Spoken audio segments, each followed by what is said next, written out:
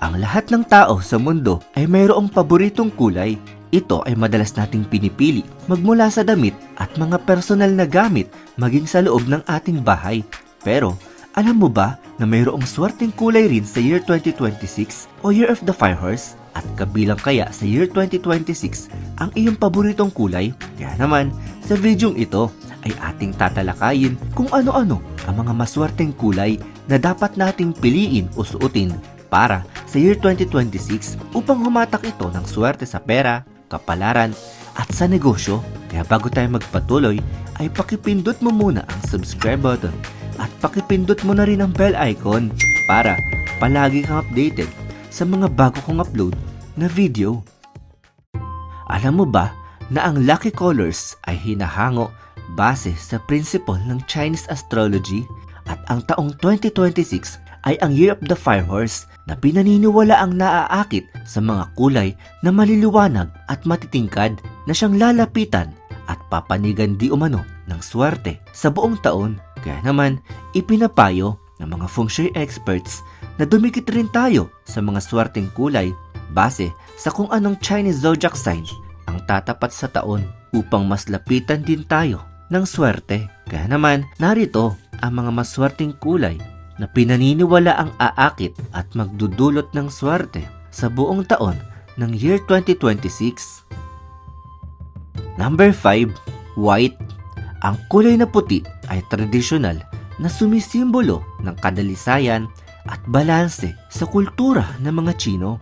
Ito ay kumakatawan sa clarity at bagong simula. Kabilang ang white sa mga kulay na may malakas na koneksyon at metal element at sinisimbolo nito ang kaayusan, katapatan at proteksyon. At ang malinaw at maliwanag na kulay puti sa year 2026 ay maaari magpalakas ng iyong focus at panloob na lakas. Kaya't ito ay isang mahusay na kulay para sa pagpapanatili ng iyong emosyonal at profesional na balanse sa taong 2026. Ayon sa pangkalahatang interpretasyon ng kulay, ang white color ay itinuturing na makapangyarihang kulay batay sa Chinese culture at ng mga feng shui experts. Madalas na ipinapayo ang paggamit ng kulay puti upang maghatid ng kapayapaan at kalinawan ng isip.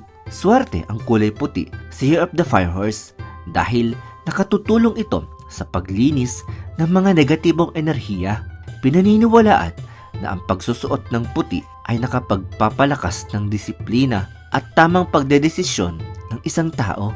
Ipinapayo na maglagay ng mga palamuti na may touch of white sa inyong bahay at inirerekomenda ang pagsusuot ng bracelet o jewelry na may piece of white bilang simbolo ng proteksyon at laban sa mga malas. Number 4. Pink. Swerte rin sa taong 2026 ang kulay na pink. Isang mahalagang kulay ang kulay na ito dahil ito ay sumasalamin at sumisimbolo sa harmony at emosyonal na balanse.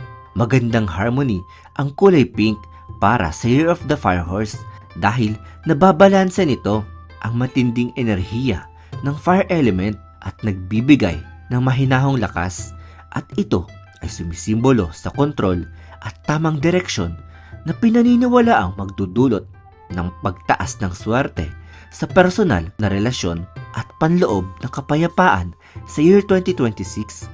Ang madalas na pagsusuot ng kulay pink na damit o anumang mga jewelries na may piece of pink fancy beads o gems ay nakapagdudulot ng kaginhawaan at emosyonal na katatagan dahil sinisimbolo nito ang balanse sa pagitan ng init ng apoy at lambing ng damdamin na siyang tumutulong magpagaan ng mga pagsubok na nararanasan ng isang tao.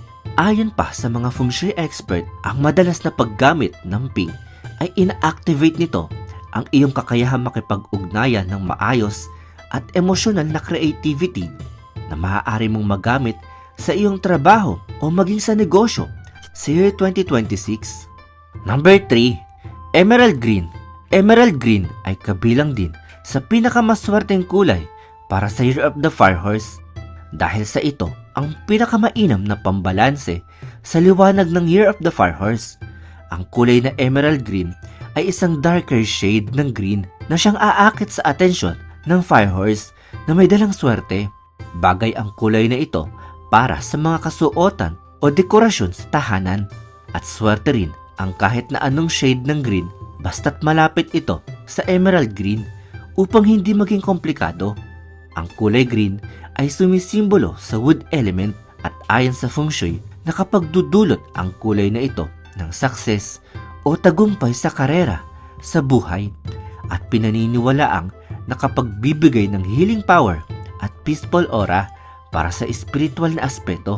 Ang color na emerald green ay pinaniniwalaang nakapagdudulot ng proteksyon para sa mga masasamang enerhiya kung magkakaroon ng anumang bagay na kulay berde sa loob ng tahanan o accessories sa katawan. Ito rin ay nauugnay sa mga talisman o yung tinatawag nating lucky charm o mga accessories. Kaya kung ayaw mo namang magsuot ng berdeng damit ay ipinapayo rin ng mga feng shui expert ang pagsusuot ng jade bracelet o anumang jewelry na may piece of green para ma-activate ang swerte na dulot ng kulay green ay maglagay ng halaman na kayang mabuhay sa loob ng tahanan gaya ng bamboo plant at ipinapayo na ipwesto ito sa money area o sa southeast part ng loob ng ating tahanan. Number 2, maroon. Ang kulay na maroon ay tradisyonal na itinuturing na mapalad sa kultura ng Chino at sumisimbolo ito ng malalim na passion at matibay na vitality. Kabilang ang maroon sa mas pinong anyo ng pula na nauugnay sa lakas ng enerhiya at sumasagisag sa prosperity at wealth. At ang rich maroon sa year 2026 ay maaaring paigtingin ang iyong motibasyon at sigasig, kaya't ito ay isang mahusay na kulay para sa pagpapahusay ng personal at profesional na hangarin sa year 2026. Ayon sa pangkalahatang kulay, ang color maroon ay isa sa mga pinakamaswerteng kulay patay sa Chinese culture at mga feng shui expert. Madalas na ipinapayo na magsuot ng maroon tuwing bagong taon dahil sinisimbolo rin ito ang kasiyahan, katatagan at katapangan. Swerte ang kulay maroon sa Year of the Fire Horse dahil nakapagdudulot ito ng mas pino at tuloy-tuloy na daloy ng swerte. Pinaniniwalaan na ang pagsusuot ng maroon ay nakapagpapalakas ng creativity at pagtanggap ng maraming pabor ng isang tao. Ipinapayo na maglagay ng mga palamuti na may touch of maroon sa inyong bahay at inirerekomenda ang pagsusuot ng bracelet o jewelry na may piece of maroon bilang lucky charm at proteksyon sa malas. Number 1, amber orange. Ang kulay na amber orange ay sumisimbolo sa dagsa ng pera, sigla, kasaganaan at inspirasyon. Isa ito sa pinakamahalagang kulay na kailangan sa Year of the Fire Horse sa 2026 dahil pinaniniwalaan na ang Fire Horse ay naaakit sa mga mainit at masiglang kulay at ang amber orange ay sumisimbolo sa apoy at liwanag na magdudulot ng positibong enerhiya sa taong 2026. Ayon sa payo ng feng shui, bago sumapit ang January 1 ay mainam na maglagay ng mga palamuti o dekorasyong amber orange sa inyong tahanan tulad ng mga flower display na kulay amber orange, table turner o lantern sa silangang bahagi ng bahay dahil pinaniniwala ang iniimbitahan nito ang swerte at magandang daloy ng liwanag ng araw sa bagong taon na sumisimbolo sa pagpapaigting ng daloy ng swerte sa yaman. Ang paggamit ng mga amber orange accessories tulad ng bracelet, bag o sapatos ay mayroong kaugnayan sa kaligayahan at espiritual na kalusugan at ito ay maaari magdulot ng kapayapaan at balanseng enerhiya na nagbibigay ng kalusugang espiritual at nagtataboy ng negatibong presensya. Kung ikaw naman ay mayroong negosyo o online store, ipinapayo ng mga feng shui expert na mainam na gumamit ng amber orange sa mga packaging materials, logo accent o display items upang maswertihin at makaakit ng mas maraming positibong enerhiya para sa tagumpay ng iyong negosyo sa year 2026. Ikaw ka-ideya, ano ang iyong paboritong kulay?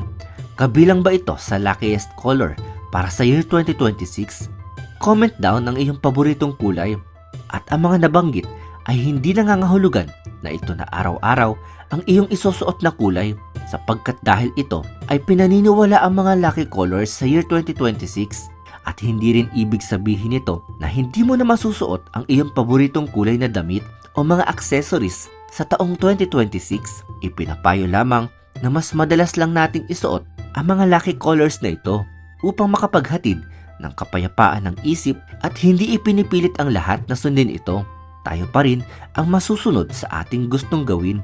Ang mga mungkahing ito ay gabay lamang upang magbigay ng positibong pag-iisip at ang swerte ay gagana lamang kung sasamahan ng kilos at aksyon upang tuparin ang ating gustong makamit.